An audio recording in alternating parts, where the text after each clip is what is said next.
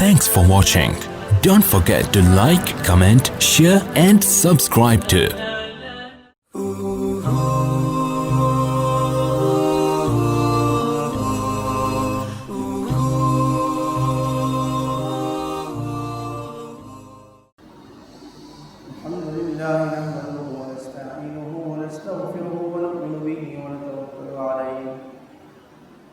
ونعوذ بالله من شرور أنفسنا ومن سيئات أعمالنا من يهده الله فلا مضل له ومن يضلل فلا هادي له ونشهد أن لا إله إلا الله وحده لا شريك له ونشهد أن سيدنا ونبينا ومولانا محمدا عبده ورسوله أما بعد فأعوذ بالله من الشيطان الرجيم بسم الله الرحمن الرحيم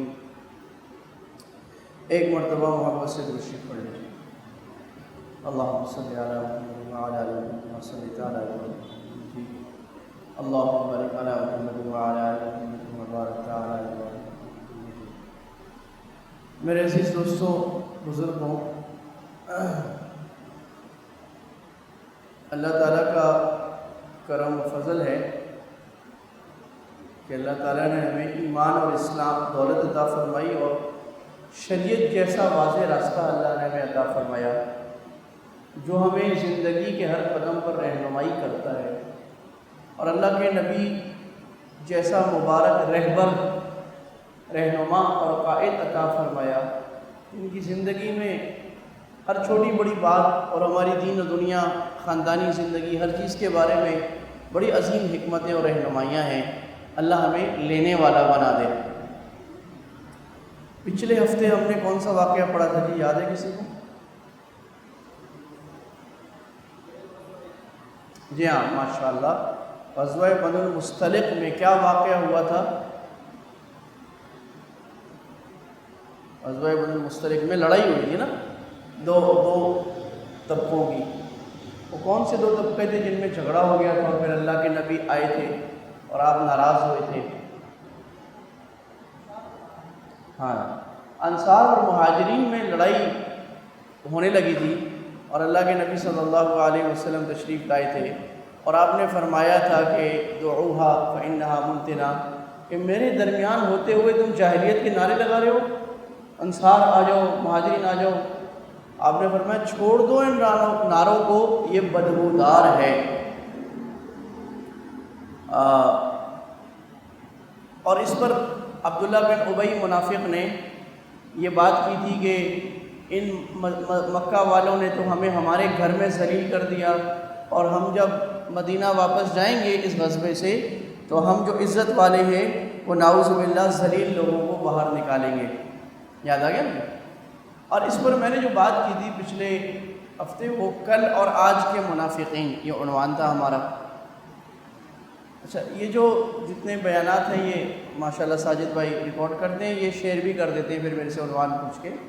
آپ میں سے جو حضرات واٹس ایپ گروپس میں نہیں ہیں وہ آ بھی سکتے ہیں، سامنے لنک لگا ہوا ہے بورڈ پہ۔ آج اسی پر دوسری بات ہے کہ غزوہ بنو المصطلق میں جس مرض کی جانب آپ صلی اللہ علیہ وسلم نے اشارہ فرمایا، بلکہ اشارہ کیا وضاحت فرمائی، اور جس مرض پر آپ نے غصے کا اظہار فرمایا وہ تھا تعصب۔ آپ نے فرمایا تھا دعوہا فإنہا منتنا، اس تعصب، اس نعرے کو چھوڑو، یہ بدبودار نعرہ ہے۔ اور نعرہ کیا تھا؟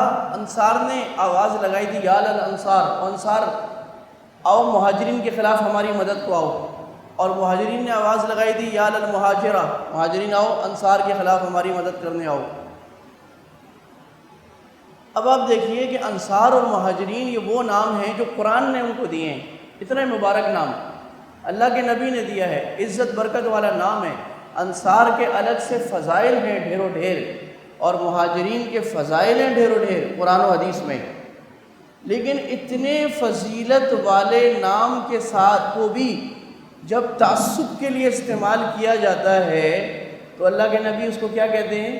یہ بدبودار ہے، یہ نعرہ بدبودار ہے۔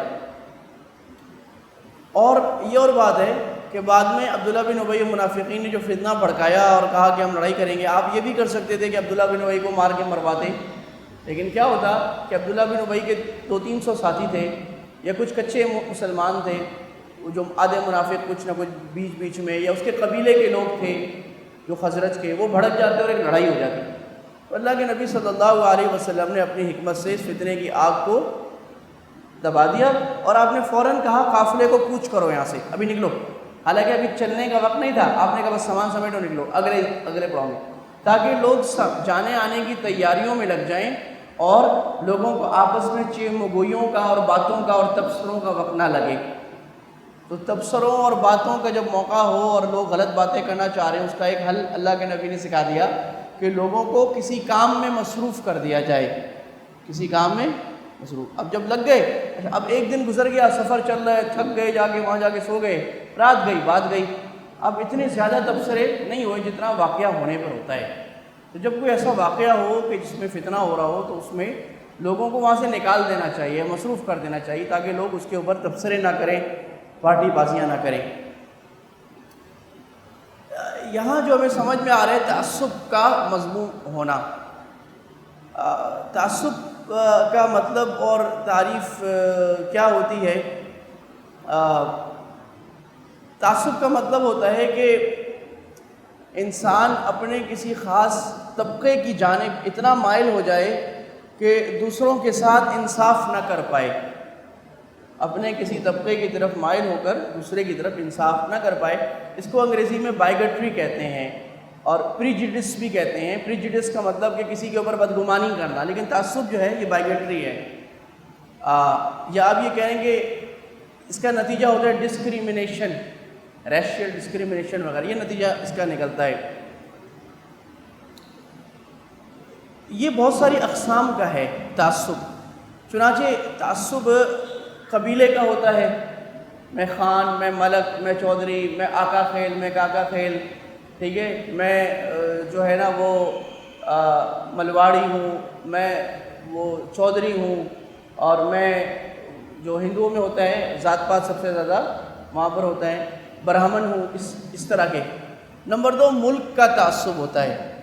ایک تو ہے نا کہ آپ اپنے وطن سے محبت رکھیں، یہ تو ٹھیک ہے، لیکن اگر اس کا مطلب یہ ہے کہ آپ اپنے ملک کو ہی ترجیح دیتے ہیں، باقی بھاڑ میں جائے، آپ کو کوئی پرواہ نہیں، آپ کے اسٹیٹ آپ کا اپنا ملک ہے، یہ تعصب ملک کا یا نیشنلزم کی یہ تعریف یہ اسلام کے خلاف ہے، کیونکہ ہم تو امت والے لوگ ہیں، ہمیں تو امت پناہ عطا فرمایا گیا ہے۔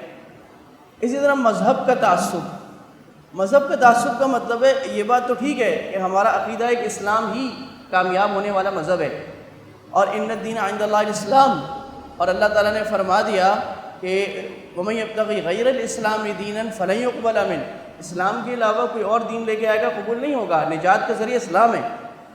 لیکن تعصب کا مطلب یہ ہے کہ آپ کسی غیر مذہب والے پر ظلم کریں، کسی موقع پر جھگڑا ہو گیا ہندو اور مسلمان کا، اس میں ہندو حق پر ہے بیچارہ، مسلمان نے اس کا حق مارا ہے، آپ مسلمان کی سائڈ لے لیں، یہ غلط ہے۔ یا ان کا جو حق اسلام نے اقلیتوں کو دیا ہے آپ وہ نہ دیں، ان کو اپنے مذہب کی آزادی دی ہے، اپنے عبادت کی آزادی دی ہے، اپنے رسومات کی ایک عدم آزادی دی ہے، آپ ان سے ان کی آزادی، ان کا مذہب، ان کے جینے کا حق سلب کرنا چاہیں، آپ کہیں کہ میرا جو مخالف مذہب ہے اس کو دبا کے مار کے رکھنا ہے، ان کی تیسی کی تیسی۔ اسی طرح فرقے کا تعصب، یہ بہت خطرناک بھڑکا ہوا ہے ہمارے ملک میں گزشتہ 20-30 سال سے۔ یہ بات تو ٹھیک ہے کہ آپ کا جو فرقہ ہے آپ اس کو صحیح سمجھیں، مثلا ہم دیوبندی ہیں یا اہل سنت والجماعت ہے، چلے جو دیوبندی تو کوئی فرقہ نہیں ہے، یہ بات بڑی واضح، میں نے ایک دفعہ لمبی بات کی تھی، دیوبندی کوئی فرقہ نہیں ہے، یہ ایک تحریک تھی، یہ انگریزوں کے خلاف تحریک تھی، انگریزوں کی انویژن کے خلاف، انہوں نے مسلمانوں کی تہذیب اور نظام کو برباد کرے تھے، ایک تحریک تھی، تعلیمی تحریک تھی، وہ تعلیمی تحریک ہے، خلاص۔ ہم اہل سنت والجماعت ہیں، لیکن اگر کوئی اہل سنت والجماعت سے نہیں ہے تو اس کے خلاف یہ بات تو ٹھیک ہے ہم اس کو حق پر سمجھیں، لیکن ہم دوسروں کے اوپر ظلم کریں، ان کو مار دھاڑ کریں، ان کے خلاف نفرت بھڑکائیں، ان کے مار دھاڑ کی بات کریں، ان پر ظلم کریں، اپنے آدمی کی غلط حمایت کریں، اپنے فرقے کا کوئی آدمی غلط بات بھی کریں کہ ٹھیک کہہ رہا ہے، دوسرے فرقے کا آدمی ٹھیک بات بھی کریں کہ غلط کہہ رہے، یہ تعصب ہے۔ ذات کا تعصب، رنگ کا تعصب، یعنی کلر، یہ جو امریکہ میں تفصیل سے آیا تھا، پوری دنیا میں تھا کہ وائٹ اینڈ بلیک، یہ تعصب دنیا میں چلا ہے کتنی صدیوں تک، کہ کالوں کو غلام بنایا جاتا تھا، کالوں پر ظلم کیا جاتا تھا، کالوں کو نیچ نسل سمجھا جاتا تھا، ان کو ذلیل کیا جاتا تھا۔ خود امریکہ میں جو گوروں کے ریسٹورنٹ تھے وہاں کالے نہیں آ سکتے تھے، لکھا ہوتا تھا every one allowed accept blacks and dogs, کتا نہیں آ سکتا، کالا نہیں آ سکتا، کالوں کا حق نہیں تھا۔ ان کے الگ گھٹوں تھے، یعنی الگ محلے تھے جس میں کالے وہاں رہیں گے، گوروں کے محلوں میں نہیں آئیں گے۔ یہ یورپ میں بھی تھا، امریکہ میں بھی تھا۔ پھر ان کی کامیابی ہے کہ انہوں نے اس کو ختم کیا اور اللہ نے ان کو طاقت دی، عروج دیا اس کی وجہ سے۔ یہ رنگ کا تعصب ہے کہ آپ سفید رنگ، کالا رنگ، سانولا رنگ یا جو پیلا رنگ، اس کی بنیاد پر آپ تعصب کریں گے، کلرڈ اور نان کلرڈ۔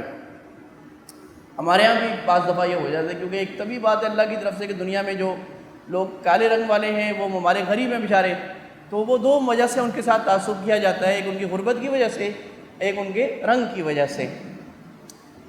جنس کا تعصب یعنی عورت اور مرد کے درمیان، یہ بات تو ٹھیک ہے کہ اللہ تعالیٰ نے مرد کا الگ وظیفہ رکھا ہے اور عورت کا الگ وظیفہ رکھا ہے، لیکن عورت کو کمتر سمجھنا، عورت کو ذلیل سمجھنا، دوسرے درجے کی مخلوق سمجھنا، یا عورت کے اوپر معاشرے میں ظلم کرنا اس لیے کہ وہ کمزور ہے، وہ عورت ہے، معاشرے میں حکومت کا حق، استقلال کا حق اور وہ مرد کو ہے، طاقت کا حق مرد کو ہے، عورت کو دبنے کا حق ہے، عورت آئی پٹنے کے لیے، دبنے کے لیے، یہ discrimination on basis of sex ہے۔ اور یہ بھی اصل میں گریکس سے اور انگریزوں کے زمانے سے آیا تھا، پھر انہوں نے اس کو ختم کر کے کہیں اور لے گئے، ہم اس میں پڑ گئے۔ وہ لوگ کہا کرتے تھے پینڈورا، پینڈورا انہوں نے ایک عورت کا نام رکھا تھا، ہم کہتے ہیں پینڈورا باکس کھول دو، تو پینڈورا کہا جاتا تھا شر سے عبارت ہے نا، آج ہم پینڈورا باکس کھول دو کا مطلب شر کھول دو، کسی کی گندی باتیں کھولو، تو پینڈورا وہ عورت کو کہتے تھے، اور انہوں نے یہ عقیدہ بنایا تھا کہ عورت جو ہے یہ تمام برائیاں جو دنیا میں ہو رہی ہیں اس کی جڑ عورت ہے، اور شیطان کی جو ہرکارہ ہے وہ عورت ہے، اس کی بنیاد پر عورت کے خلاف ڈسکریمنیشن تھی۔ ہمارے یہاں کیا ہو رہا ہے، اس کے بنیاد پہ بہت زیادہ ہو رہا ہے۔ مثلا عورتوں کو میراث میں حق نہ دینا، مثلا عورت جو آپ کے بہت سارے علاقوں میں ہو رہا ہے، عورت اگر تعلیم حاصل کرنا چاہ رہی ہے جائز حدود میں، آپ تعلیم نہ حاصل کرنے دیں اس کو، عورت کو حق ملکیت نہ دے، اس کا باپ، اس کا شوہر یا اس کا سارا مال لے لے، عورت اگر بات کرے اس کو بات کرنے کا حق نہ ہو، اس کو مارا جائے، جہاں جائز طور پہ عورت سے مشورہ لینا ضروری ہے، جیسے اللہ کے نبی صلی اللہ علیہ وسلم نے فرمایا گھر کے کاموں میں عورت سے مشورہ دیا کرو، ان سے مشورہ، یعنی عورت کو ایک دوسرے درجے کی مخلوق بنا کے رکھنا، ظلم و جبر میں۔ عورت کی شادیاں آپ کے یہاں دیہاتوں میں ہوتا ہے، قرآن سے کرا دیتے ہیں، چھوٹے بچے سے کرا دیتے ہیں، کیوں؟ میراث لینے کے لیے۔ مثلا ایک یتیم بچی ہے، اس کا چچا جو ہے وہ اپنے چھوٹے بچے سے، بچی ہے 30 سال کی، وہ بچہ ہے 12 سال کی، 10 سال کو، اسے شادی کرا دے گا، کیوں؟ کہ اس کی جو میراث ہے وہ اس کے گھر میں آ جائے۔ تو اس قسم کا سارا ظلم آن بیسس آف سیکس یہ عورت کے ساتھ کیا جائے۔ عورت اگر قابل ہے اور کسی جگہ وہ کام کر سکتی ہے، وہ عورت کو کام نہ دینا، کیونکہ عورت ہے، عورت سے کام نہیں کرے، مرد کرے گا، یہ کیوں آگے آئے؟ تو یہ ساری چیزیں وہ ہیں جو جنس کی بنیاد پر ہوتی ہیں۔ اس میں جو اصل آیت ہے وہ قرآن مجید کی آیت ہے، اللہ تعالیٰ نے فرمایا اعوذ باللہ من الشیطان الرجیم یا ایھا الناس انا خلقناکم من ذکر و انثی وجعلناکم شعوبا وقبائل لتعارفوا ان اکرمکم عند اللہ اتقاکم ان اللہ علیم خبیر۔ اللہ نے فرمایا کہ اے ایمان والوں، ہم نے تمہیں ایک مرد اور ایک عورت سے پیدا کیا ہے، یعنی بتا دیا مرد اور عورت یہاں برابر ہے اللہ کے نظر میں، عبادت میں، کرامت میں، شرافت میں، اور ہم نے تمہیں مختلف ذات میں اور قبائل میں تقسیم کیا ہے۔ ذات اور قبائل میں اللہ کہہ رہے ہیں ہم نے تمہیں تقسیم کیا ہے، اللہ نے گورا بنایا، اللہ نے کارا بنایا، اللہ نے سامنا بنایا، اللہ نے پیلا بنایا، اللہ نے چھوٹی آنکھوں والا بنایا، اللہ نے موٹی آنکھوں والا بنایا، اللہ نے رکھ دیے۔ لِتَعَارَفُوا، اللہ کہہ رہے ہیں میں تمہیں بتا رہا ہوں کہ میں نے دنیا میں لوگوں کو ذات پات میں تقسیم کیوں کیا ہے، یہ صرف تعارف کے لیے ہے، اس لیے تاکہ تم آپس میں ایک دوسرے سے تعارف حاصل کرو۔ لیکن جہاں تک بات ہے عزت کی، تو اللہ یہ بتا رہے ہیں ان اکرمکم عند اللہ اتقاکم، تم میں سب سے زیادہ عزت والا وہ ہے جو زیادہ متقی ہے، اور اللہ تعالیٰ تمہارے دلوں کے حال کو خوب جاننے والا، خوب خبردار ہے۔ یعنی تقویٰ کا پھر علم اللہ کو ہے۔ تقویٰ بھی لوگوں کا ظاہر سے ناپا نہیں جاتا، جیسے ہم نے تقویٰ کے پیمانے بنائے ہوئے نا، کہ آدمی کرتا پہنا ہو یہ نیک ہے، پینٹ پہن گیا ہے نیک نہیں ہوگا بالکل، یہ ہمارے اپنے سٹینڈرڈ اور میجر ہے، اللہ نے نہیں بنائے ہوئے۔ کوئی آدمی مسجد میں زیادہ بیٹھا ہے میرا یہ ضرور نیک ہے، جو آدمی فرض پڑھ کے جا رہا ہے ہم کہہ رہے ہیں نیک نہیں ہے، ہو سکتا ہے وہ زیادہ نیک ہو۔ جو آدمی پاکستان میں ہے وہ زیادہ نیک ہے، پاکستان سے باہر ہے نیک کم ہے، یہ ہمارے میرے فرقے کا ہے زیادہ نیک ہے، دوسرے فرقے کا ہے نیک نہیں ہوگا، یہ ہمارے اپنے معایر ہیں جو ہم نے نیک۔ اللہ کرے ان اللہ علیم خبیر، اللہ نے مدار تقوی پر رکھا ہے، اور تقوی کا علم اللہ کو ہے۔ تم قاضی نہیں بن جاؤ، لوگوں کے تقوی نہیں ناپنے لگ جاؤ، یہ تو دل کی حالت ہے کہ دل سے اللہ کا خوف کتنا ہے، اس کے اندر گناہوں سے بچنے والا کتنا ہے۔ اسی تعصب پر اللہ کے نبی صلی اللہ علیہ وسلم نے بڑی شدید وعیدیں نازل فرمائی ہیں۔ لیس منا، آپ نے فرمایا، ابو داؤد کی روایت ہے، آپ نے فرمایا لیس منا من دعا الی عصبیہ، جو آدمی عصبیت کی طرف بلائے، یعنی میں اپنے قبیلے اپنے خاندان کی بنیاد پر دوسروں سے ظلم کرنا، یا اپنے خاندان اپنے قبیلے اپنی ذات اپنے فرقے کو افضل سمجھنا، دوسروں کو ذلیل مفضول سمجھنا، آپ نے فرمایا جو اس کی طرف بلائے وہ ہم میں سے نہیں ہے، اور جو آدمی عصبیت کی خاطر لڑائی کرے وہ ہم سے نہیں ہے، اور جو عصبیت کی خاطر مر جائے وہ ہم میں سے نہیں ہے۔ اسی طرح آپ صلی اللہ علیہ وسلم نے ایک اور روایت ہے مسلم شریف کی، اس میں آپ نے فرمایا میری امت میں جاہلیت کے 4 کام رہیں گے، 4 کام ایسے ہیں جو زمانہ جاہلیت کے میری امت میں رہیں گے۔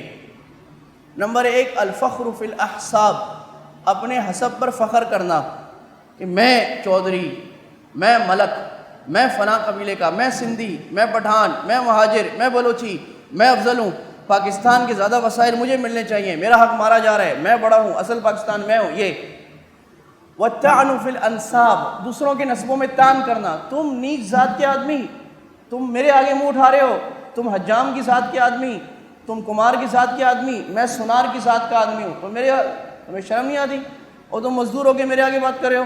یہ والاستسقاء بالنجوم والنیاح، اور آپ نے فرمایا ستاروں سے شگون لینا، اور میت کے اوپر شور کرنا، میت کے باہر زور زور سے آوازیں نکال کے رونا، آپ نے فرمایا یہ جاہلیت کے امروں میں سے ہے جو میری امت کے اندر ہے۔ نہایت افسوس کی بات ہے کہ امت محمدیہ صلی اللہ علیہ وسلم جب تک عروج میں تھی ہمارے اندر تعصبات نہیں تھے، چنانچہ یہ جو علاقہ ہے نا پورا آپ کا افریقہ، اور یہ شمالی افریقہ جتنا ہے، یعنی مصر، جزائر، تونس، مراکش، یہاں کے لوگ عربی نہیں تھے۔ حضرت عمر رضی اللہ تعالیٰ عنہ نے جب ان کو فتح کیا تو یہاں سے صحابہ کو ان علاقوں میں بھیجا، تو وہ علاقے عربی بن گئے، اور وہاں کے لوگ ایسے ہو گئے جیسے آپس میں ایک دوسرے کے ساتھ بالکل کوئی فرق نہیں رہا، ایک ہو گئے، ایک ہوں مسلم حرم کی پاسبانی کے لیے نیل کے ساحل سے لے کر تا بخا کے کاش گھر، علامہ اقبال نے کہا تھا، عالم اسلام کی جب فوجیں چلا کرتی تھیں تو وہ تعصب کے بغیر چلا کرتی تھیں۔ اسپین پر حملہ ہوا تو بربر بھی تھے، عرب بھی تھے، سب نے مل کر کیا، لیکن یہی لوگ جب بعد میں تعصب میں مبتلا ہوئے، اسی اسپین میں جب بربروں نے تعصب کیا، انہوں نے کہا کہ ہم اعلیٰ نسل ہیں، ہم نے اسپین فتح کیا، ہم نے اندلس کیا ہے، اللہ تعالیٰ زوال لے آئے، بربادی آ گئی۔ یہی بغداد جب وہاں شیعہ سنی کا جھگڑا ہوا اور فرقہ واریت کی بنیاد پہ تعصب ہوا اور شیعوں کے گھر جلائے، شیعوں نے سنیوں کے ساتھ یہ کیا، الائنس کیا، ہلاکو کو لے آئے، تاتاریوں کو لے آئے، مروا دیا، اس تعصب نے ہمیں مروایا، اور پوری بساط ہی لپیٹ لی گئی نا، پورا عالم اسلام کا اتنا بڑا امپائر لپیٹ دیا گیا، برباد کر دیا گیا۔ یہی ہندوستان میں جب مسلمانوں کے اندر تعصبات بڑھ گئے تو یہ ان تعصبات کے نتیجے میں ہندوستان کے اندر زوال آنے لگ گیا، ذات پات کی باتیں آنے لگ گئیں، فرقہ واریت کی باتیں آنے لگ گئیں۔ علامہ اقبال نے کہا تھا کہ زمانے میں چھوٹا ہے اس کا نگیں، جو اپنی خودی کو پرکھتا نہیں، بتان شعوب و قبائل کو چھوڑ، رسوم کہن کے سلاسل کو چھوڑ۔ یہ بت ہے، میرا قبیلہ، میری ذات، میرا فرقہ، میری قوم، کہا اپنے آبگینے کو، اپنے ویژن کو بڑا کرو، دنیا بہت بڑی ہے اور اللہ نے تمہیں اپنا خلیفہ بنایا پوری دنیا میں عالم اسلام کا پیغام پہنچانے کے لیے۔ تم پٹھان پنجابی مہاجر میں لگ گئے ہو، یہ تمہارا چھوٹا، اس کو توڑو، اس بت کو، اس کے بغیر رسوم کہن کے سلاسل کو توڑ، یہ جو زنجیریں آپ کو اپنی رسومات نے باندھی کہ میرے قبیلے کی رسم، میرے قبیلے کا رواج، اس کو توڑو، اسلام کے رسوم و رواج کرو، پھر آگے آؤ گے۔ اور وہ جو علامہ نے فرمایا تھا بڑی لمبی بات تھی، فرمایا تھا کہ سبق پھر پڑھ صداقت کا، عدالت کا، شجاعت کا، لیا جائے گا تجھ سے کام پھر دنیا کی امامت کا، یہی مقصود فطرت ہے، یہی رمز مسلمانی، اخوت کی جہاں گیری، محبت کی فراوانی، بتانے رنگ و خون کو توڑ کر ملت میں گم ہو جا۔ کیا بات ہے، سبحان اللہ۔ علامہ اقبال جو ہے نا، ایسا لگتا تھا کہ قرآن کے معنی کا پیغام اللہ دل پہ اتارتے ہیں ان کے۔ ایسا شاعر نہ پہلے کبھی آیا، آگے تک تو نظر کوئی نہیں آیا۔ اور انہوں نے کہا بھی ہے کہ میں جو شعر کہہ رہا ہوں، میرا شعر مقصد نہیں ہے، میں قرآن کی تعبیر بیان کرتا ہوں۔ کہہ رہے ہیں بتانے رنگ و خون کو توڑ کر ملت میں گم ہو جا، اپنے بلڈ ریلیشنز اور اپنا رنگ کہ میں کون ہوں، اس سب کو چھوڑ کر اپنے آپ کو صرف مسلمان سمجھ لو، ملت اسلامیہ یہی میری پہچان ہے، بس سب کو توڑ کر نیچے رکھ دو۔ نہ تورانی رہی باقی، نہ ایرانی نہ افغانی، سب ایک ہو جائیں۔ تو یہ وہ نظام ہے جو اللہ کے نبی صلی اللہ علیہ وسلم نے بنایا تھا کہ کیا عرب، کیا عجم، کیا کالے، کیا گورے، سب مل کر اسلام کی سربلندی کے لیے کام کر رہے تھے، اور ان کے آگے منشور ایک سنت کا منشور تھا، اور اللہ تعالیٰ نے پوری دنیا تک ان کے گھوڑے دوڑائے تھے اور پوری دنیا تک پہنچے تھے۔ آج ہم جن تعصبات میں پڑے ہیں، یہ ہمیں جس طرح برباد کر رہا ہے اور گھن کی طرح کھایا جا رہا ہے، اس کا ہمیں اندازہ نہیں ہے۔ ایک تو معاملہ یہ ہوا کہ ہم نے جب پاکستان لیا تھا تو پاکستان کے جو بانی تھے ان کو پتہ تھا کہ پاکستان کے اندر 5 ذاتیں ہیں، 6-8 ذاتیں، 5-6 تو بڑی بڑی ہیں، پھر چھوٹی چھوٹی بہت ساری ہیں۔ تو یہ سوال اٹھا تھا اتنی زیادہ ذاتوں کو آپ مجتمع کیسے رکھیں گے؟ اس وقت قائد اعظم نے اور علامہ اقبال کی شاعری اور سب نے یہ کہا تھا کہ ہمارے پاس اسلام کی قوت ہوگی، اور وہ اسلام کی قوت وہ پاکستان کو جمع رکھے گی۔ پٹھان، پنجابی، سندھی وغیرہ اپنا تعارف رکھیں گے، لیکن ان کا اصل چیز جو رمز ہوگی، جو ان کے پیچھے فورس ہوگی، جو چنگاری ہوگی، وہ اسلام کی ہوگی، اور جھنڈا اسلام کا بلند ہوگا، صرف پاکستان کا ہوگا جو اسلام کی علامت ہے وہ بلند ہوگا، اور جھنڈے بلند نہیں ہوں گے۔ تو یہ ان کو جوڑ کے رکھے گا۔ معنی یہ تھا کہ جب پاکستان کے مسلمان اسلام کے پہچان کو نیچے کریں گے اور اپنی ذات پات کے تعصب کے پہچانوں کو اوپر کریں گے تو یہ برباد ہوں گے۔ میں ایک بات کر رہا تھا، رہ گئی بیچ میں کہہ رہا تھا عالم کفر نے اس کو اوور کم کر لیا، یہ ختم کر دیا۔ چنانچہ ہم دیکھتے ہیں اللہ نے ان کو کتنا عروج دیا۔ میں نے پہلے بھی ایک دو مثال بیان کی تھی۔ امریکہ میں جب کانسٹیٹیوشن بنا، اس میں انہوں نے چیزوں کو رکھا کہ کوئی تعصب نہیں کرے گا۔ اب کالوں کو بھی انہوں نے اپنایا، اور یہ دنیا نے دیکھا کہ ایک کالا جس کو ذلیل سمجھا جاتا تھا، کالی نسل کا آدمی، وہ پریزیڈنٹ بن گئے۔ پریزیڈنٹ اوباما، پوری دنیا ایسے نام لیتی ہے، اور آج بھی بہت سارے ان کی کلیدی پوسٹوں پر، جوڈیشری پر کالے۔ تو اللہ نے ان کو عروج دیا۔ یورپینز جو تھے آپس میں لڑا کرتے تھے تعصب کے اوپر۔ سوئٹزرلینڈ کے اندر 23 صوبے ہیں، بیلجیم میں 3 قومیں آباد ہیں۔ ان کو سمجھ آ گیا کہ یہ لڑنے کا فائدہ نہیں ہے، مر جائیں گے ہم، تو انہوں نے اس کو ختم کیا۔ اللہ تعالیٰ نے انہیں عروج دے دیا۔ ہم ابھی تک اس میں لڑ رہے ہیں اپنے اندر، اور اس کا نتیجہ کیا ہو رہا ہے؟ پٹھانوں کا پہلے ایک تنظیم ہوتی ہے جو قومیت کی بات کرتی ہے، پٹھان قومیت، اور وہ ان کی سپورٹ کرتا ہے کوئی اور باہر سے، کوئی اور دشمن ملک۔ ایک تنظیم سندھیوں کی بات کرتی ہے کہ ہم سندھی ہیں، ہم بڑے بڑے لوگ ہیں، سندھیوں کو حق دیا جائے، سندھ کو الگ کیا جائے۔ ان کی سپورٹ بھی ہمارا ایک دشمن ملک کرتا ہے۔ پھر پٹھانوں میں 2 تنظیمیں اور کھڑی ہو جاتی ہیں، پھر بلوچوں میں ایک تنظیم کھڑی ہوتی ہے، ان کی سپورٹ بھی ہمارا دشمن کرتا ہے، پھر 2 کھڑی ہوتی ہیں، ان کی سپورٹ ہمارا دشمن کرتا ہے۔ تو ہم تعصب کی بنیاد پر ایک تنظیم بناتے ہیں، پھر 2 بنتی ہیں، پھر 3، پھر 4، ہم سپلٹ ہوتے ہیں۔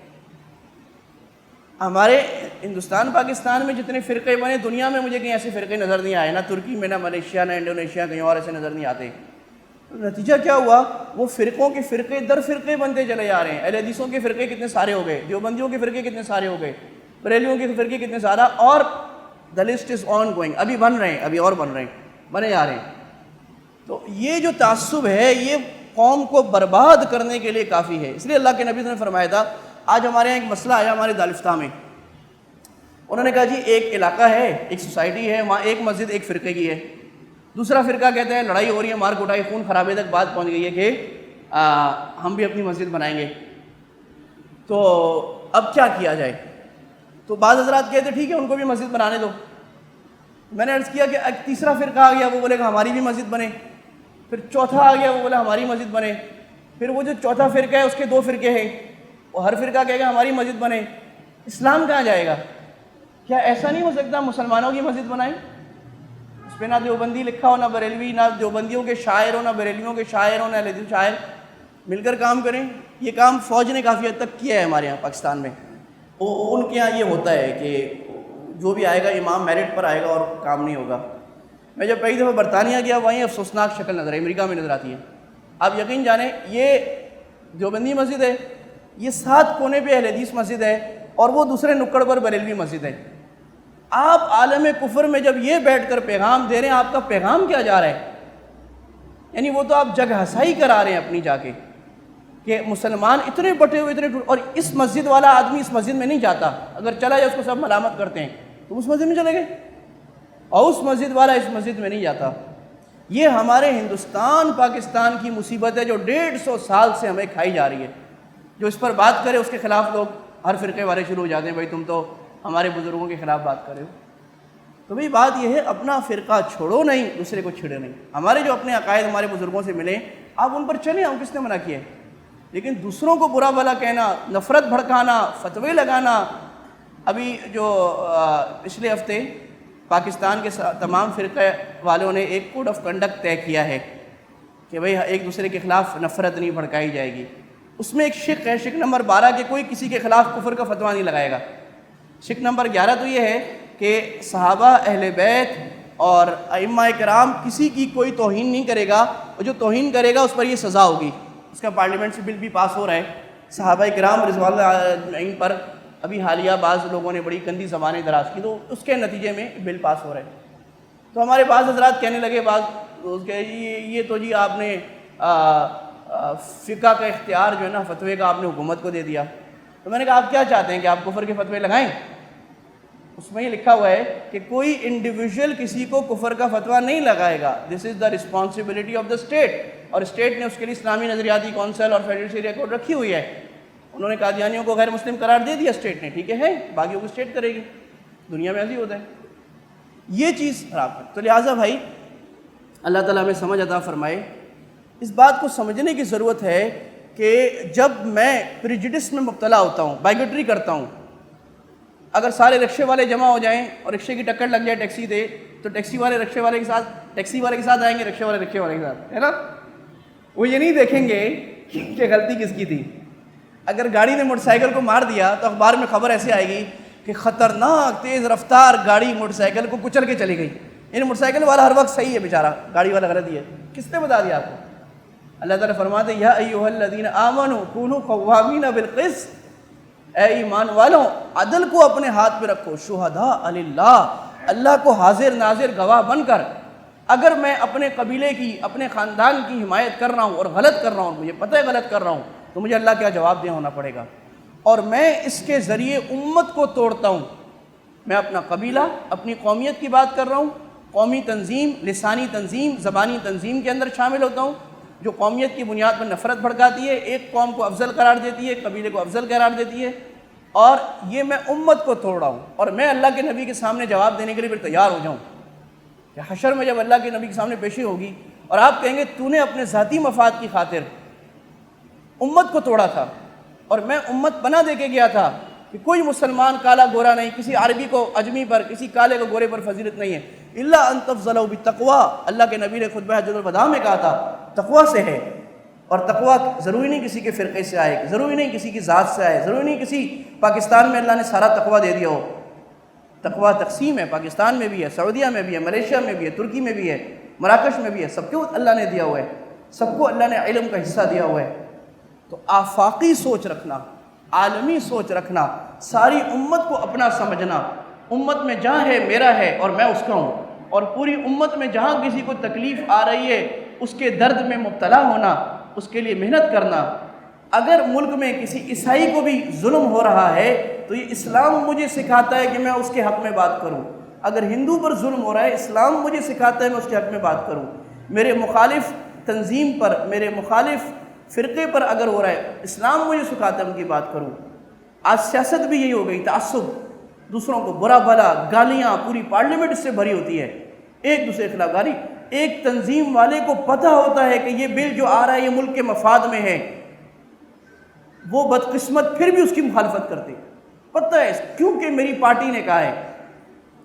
یہ کیا ہے؟ یہ ہے جو ہمارے ہاں مائکرو لیول پر ہے. ہم سب ایسا کرتے ہیں تو ہمارے جو امام آتے ہیں، ہمارے سردار آتے ہیں، ہمارے لیڈر آتے ہیں، وہ بھی ایسا کرتے ہیں. وہ اس لیے کرتے ہیں کہ وہ لیڈر ہم میں سے نکلے ہیں. لہٰذا آج سے ہم عہد کریں کہ ہمارے ہاں جو منشا اور دستور رہے گا وہ اسلام رہے گا، اور پاکستان اس لیے رہے گا کہ پاکستان اسلام کو نافذ کرنے کا بڑا ذریعہ اور اسلام کے نام پر بنا ہوا ہے. اس لیے ہم پاکستان کی عزت کرتے ہیں، اس لیے ہم پاکستان کو اپنی آنکھوں میں بساتے ہیں، اس لیے ہم پاکستانیت کی بات کرتے ہیں کہ اسلام کا بڑا ذریعہ ہے. اور ہم کسی قبیلے، کسی نسب، کسی حسب، کسی بنیاد پر کسی کو ذلیل نہیں سمجھیں گے. کوئی نیک آدمی کسی بھی قبیلے کا، تبلیغ میں یہ کام بڑا اچھا کرایا جاتا ہے. اس لیے میرا آپ سے بار بار مشورہ ہوتا ہے اب تبلیغ میں ضرور وقت لگائیں. تبلیغ میں جب ہم جاتے ہیں نا تو ایک علاقے کے لوگ جاتے ہیں، وہ کہتے ہیں جی حضرت امیر صاحب ہماری جماعت بنا دیں. تشکیل والے کہتے ہیں نہیں آپ کی جماعت کو نہیں بنائیں گے. ہر علاقے کے لوگوں کو مکس کر دیا جاتا ہے، پٹھان، پنجابی، بلوچی، سندھی کو مکس کر دیا جاتا ہے، پھر جماعت نکالی جاتی ہے تاکہ یہ بت توڑے ٹوٹے اور امت پنا اندر آئے. اللہ تعالیٰ ہمیں اپنے نبی صلی اللہ علیہ وسلم کی پیاری صفات اور جو سیرت ہم پڑھ رہے ہیں اس میں اللہ تعالیٰ ہمیں سمجھنے والا، اس پر عمل کرنے والا بنائے.